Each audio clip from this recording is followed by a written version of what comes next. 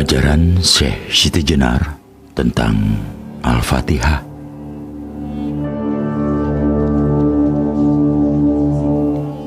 Menurut Syekh Siti Jenar, bahwa Al-Fatihah adalah termasuk salah satu kunci sahnya orang yang menjalani laku manunggal atau ngibadah, maka seseorang wajib mengetahui makna mistik surat Al-Fatihah.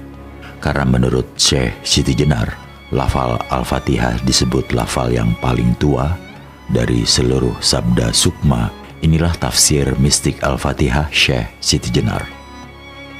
Bis kedudukannya ubun-ubun, milah kedudukannya rasa, Ar-Rahman Ar-Rahim kedudukannya penglihatan atau lahir batin, Alhamdu kedudukannya hidupmu atau manusia, Lillahi kedudukannya cahaya, Rabbil Alamin kedudukannya nyawa dan napas, Ar-Rahman Ar-Rahim kedudukannya leher dan jakun, Maliki kedudukannya dada, Yu'midin kedudukannya jantung atau hati, Yaka kedudukannya hidung, Na'budu kedudukannya perut, Wa Iyanasta'in kedudukannya dua bahu, Ihdinas kedudukannya sentil atau pita suara, Syirata kedudukannya lidah, Mustaqim kedudukannya tulang punggung atau ula-ula, Syirotolazina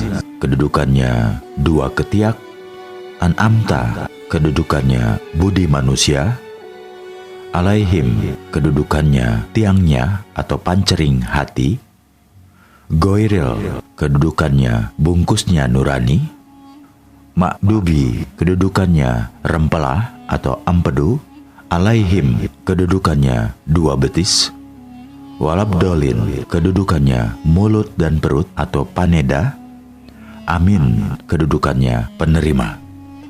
Tafsir mistik Syekh Siti Jenar tetap mengacu kepada manunggaling kawula Gusti, sehingga baik badan wadah manusia sampai kedalaman rohaninya dilambangkan sebagai tempat masing-masing dari lafal surat Al-Fatihah. Tentu saja pemahaman itu disertai dengan penghayatan fungsi tubuh. Seharusnya masing-masing dikaitkan dengan makna surahi dalam masing-masing lafaz, maka akan ditemukan kebenaran tafsir tersebut. Apalagi kalau sudah disertai dengan pengalaman rohani atau spiritual yang sering dialami. Konteks pemahaman yang diajukan Syekh Siti Jenar adalah bahwa Al-Quran merupakan kalam yang berarti pembicaraan. Jadi sifatnya adalah hidup dan aktif. Maka taksir mistik Syekh Siti Jenar bukan semata harfiah. Namun di samping tafsir kalimat, Syekh Siti Jenar juga menghadirkan tafsir mistik yang bercorak menggali makna di balik simbol yang ada. Dalam hal ini, huruf, kalimat, dan makna historis.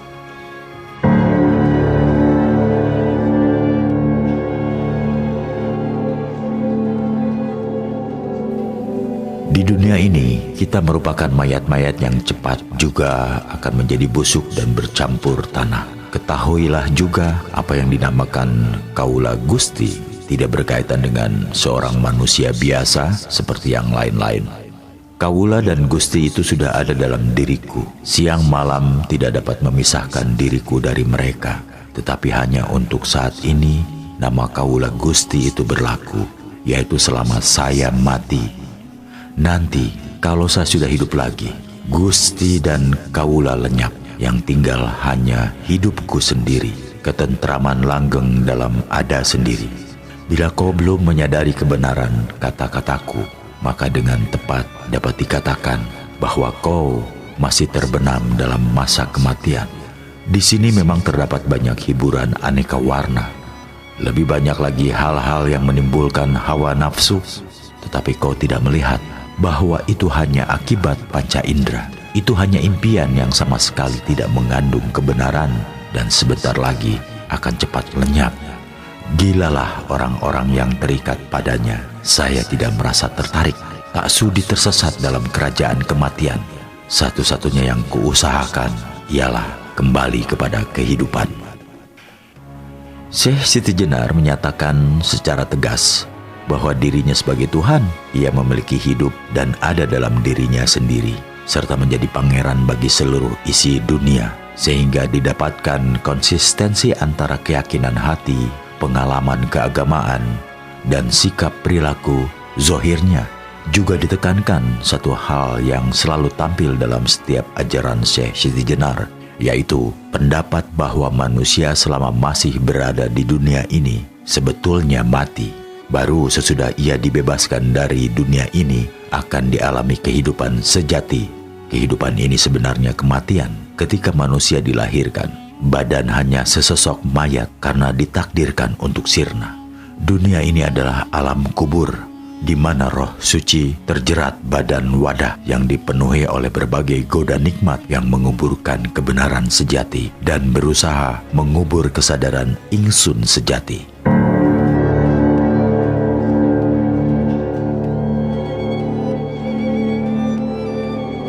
Syekh Siti Jenar berpendapat dan menganggap dirinya bersifat Muhammad, yaitu sifat Rasul yang sejati, sifat Muhammad yang kudus. Ia berpendapat juga bahwa hidup itu bersifat baru dan dilengkapi dengan panca indera. Panca indera ini merupakan barang pinjaman yang jika sudah diminta oleh empunya akan menjadi tanah dan membusuk, hancur lebur, bersifat najis. Oleh karena itu, panca indera tidak dapat dipakai sebagai pedoman hidup. Demikian pula budi, pikiran, angan-angan, dan kesadaran berasal dari panca indera, tidak dapat dipakai sebagai pegangan hidup. Akal dapat menjadi gila, sedih, bingung, lupa tidur, dan seringkali tidak jujur. Akal itu pula yang siang malam mengajak dengki, bahkan merusak kebahagiaan orang lain. Dengki dapat pula menuju perbuatan jahat, menimbulkan kesombongan, untuk akhirnya jatuh dalam lembah kenistaan, sehingga menodai nama dan citranya. Kalau kamu ingin berjumpa dengan dia, saya pastikan kamu tidak akan menemuinya, karena Kiai Ageng berbadan sukma mengheningkan puja gaib, yang dipuja dan yang memuja, yang dilihat dan melihat, yang bersabda sedang bertutur, gerak dan diam bersatu tunggal. Nah, buyung yang sedang berkunjung lebih baik kembali saja. Ini adalah pandangan Syekh Siti Jenar tentang psikologi dan pengetahuan. Menurut Syekh Siti Jenar, sumber ilmu pengetahuan itu terdiri atas 3 macam: panca indera, akal nalar, dan intuisi atau wahyu. Hanya saja panca indera dan nalar tidak bisa dijadikan pedoman pasti. Hanya intuisi yang berasal dari orang yang sudah manunggalah yang betul-betul diandalkan sebagai pengetahuan. Oleh karenanya, konsistensi dengan pendapat tersebut, Syekh Siti Jenar menegaskan bahwa baginya Muhammad bukan semata sosok utusan fisik yang hanya memberikan ajaran isian secara gelondongan dan setelah wafat tidak memiliki fungsi apa-apa kecuali hanya untuk diimani. Justru Syekh Siti Jenar menjadikan pribadi Rasulullah Muhammad sebagai roh yang bersifat aktif. Dalam memahami konsep syafaat, Syekh Siti Jenar berpandangan bahwa syafaat tidak bisa dinanti dan diharap kehadirannya kelak di kemudian hari. Justru syafaat Muhammad hanya terjadi bagi orang yang menjadikan dirinya Muhammad, memuhammadkan diri dengan keseluruhan sifat dan asmanya. Rahasia asma Allah dan asma Rasulullah adalah bukan hanya untuk diimani, tetapi harus merasuk dalam pribadi, menyatu tubuh dan rasa. Itulah perlunya Nur Muhammad untuk menjadi cahaya dengan sang cahaya, dan itu semua bisa terjadi dalam proses manunggaling Kawula Gusti.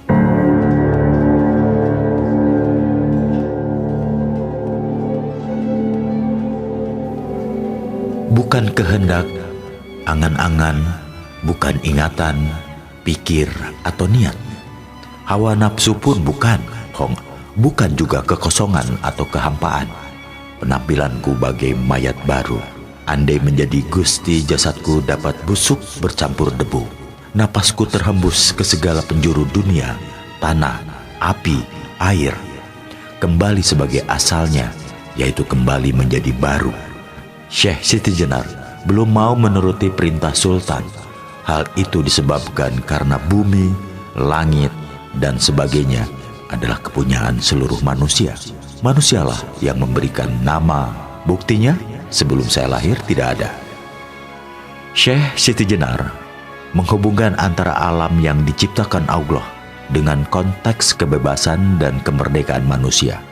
Kebebasan alam mencerminkan kebebasan manusia.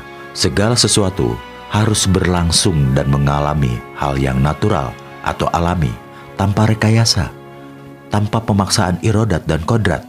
Maka ketidakmauannya memenuhi panggilan sultan dikarenakan dirinya hanyalah milik dirinya sendiri. Jadi seluruh manusia masing-masing memiliki hak mengelola alam. Alam bukan milik negara atau raja, namun milik manusia bersama.